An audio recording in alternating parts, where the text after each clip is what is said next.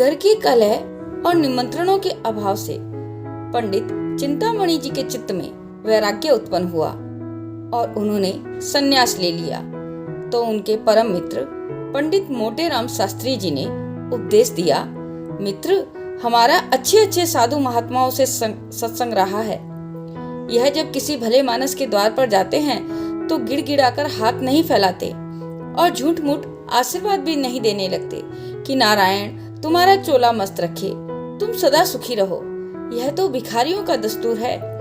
संत लोग द्वार पर जाते ही कड़क कर हाँक लगाते हैं, जिससे घर के लोग चौंक पड़ें और उत्सुक होकर द्वार की ओर दौड़ें। मुझे 2-4 वाणियां मालूम हैं, जो चाहे ग्रहण कर लो। गुदड़ी बाबा कहा करते थे, मरे तो पांचों मरे। यह ललकार सुनते ही लोग उनके पैरों पर गिर पड़ते थे।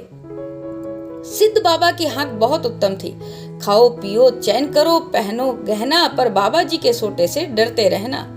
नंगा बाबा कहा करते थे, दे तो दे, नहीं दिला दे, खिला दे, पिला दे, सुला दे।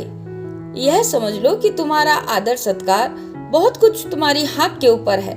और क्या कहूँ, भूलना मत, हम और तुम तो बहुत दिनों तक साथ रहे, सैकड़ों भोज भी साथ खाए। जिस नेवते में हम और तुम दोनों पहुंचते थे तो लोग डांट से 1-2 पत्तल और उड़ा ले जाते थे। तुम्हारे बिना अब मेरा रंग न जमेगा। ईश्वर तुम्हें सदा सुगंधित वस्तु दिखाए। चिंतामणि को इन वाणियों में एक भी वाणी पसंद नहीं आई। बोले, मेरे लिए कोई दूसरी वाणी सोचो। मोटेराम ने कहा, अच्छा, यह वाणी कैसी है ना है कि न दोगे तो हम चढ़ बैठेंगे।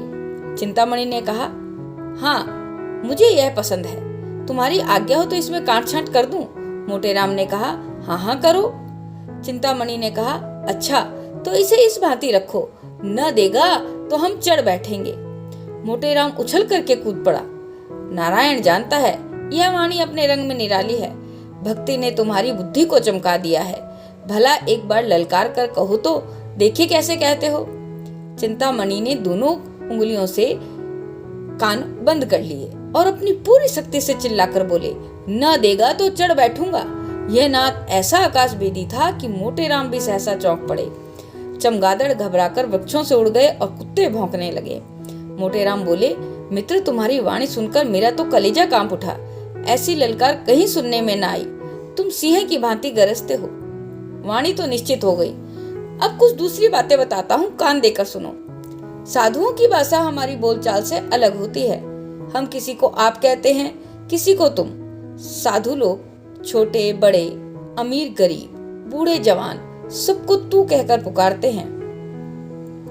माई और बाबा का सदैव उचित व्यवहार करते रहना। यह भी याद रखो कि सादी हिंदी कभी मत बोलना, नहीं तो मरम खुल जाएगा।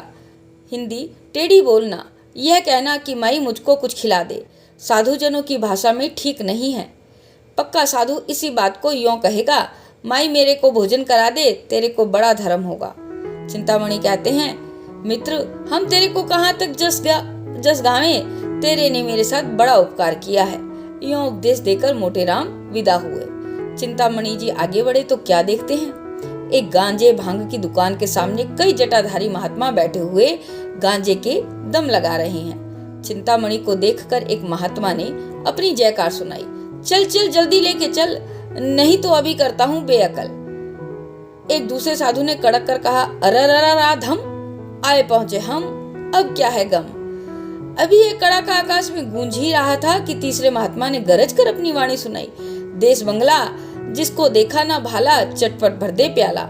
चिंतामणि से अब न रहा गया। उन्होंने भी कड़क कर कहा, न देगा तो चढ़ बैठूंगा।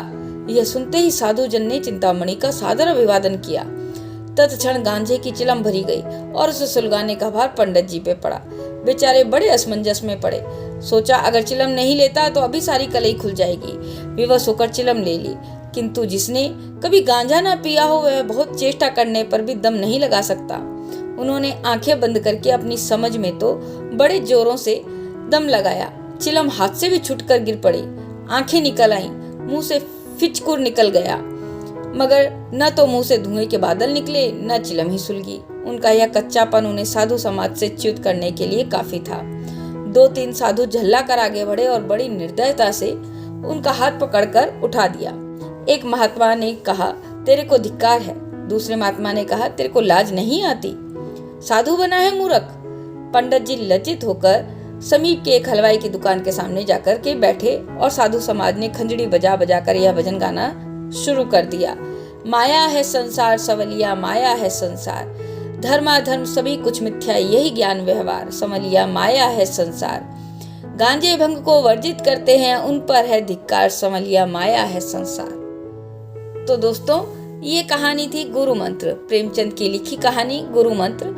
आपको कैसी लगी? अगर अच्छी लगी हो तो प्लीज लाइक, कमेंट और शेयर करना ना भूलें।